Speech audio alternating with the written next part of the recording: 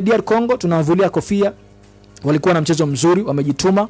Walikumbuka ni wachezaji ambao kufuzu kwao kumekuwa na mtihani. Juzi niliweza kuzungumza hapa. Kumbuka kwenye kombe la dunia walicheza playoffs dhidi ya Nigeria, wakapiga PM mtoto wa mikwaju ya penalty, alafu wakacheza playoffs zile za duniani ambao walicheza timu ya Europe, vile pia akaweza kufuzu pale. Kabla kuja kwenye kombe la dunia, DR Congo walikaa quarantine siku 21.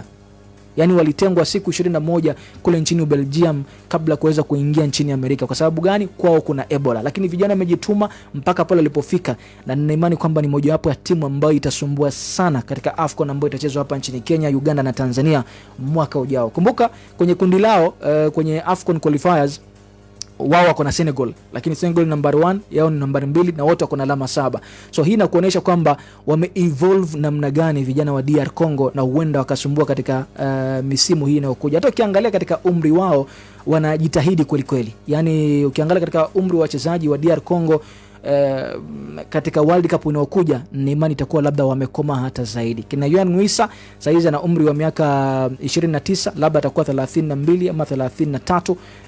World Cup inayokuja, na imani kwamba labda atakuwa vizuri hata zaidi.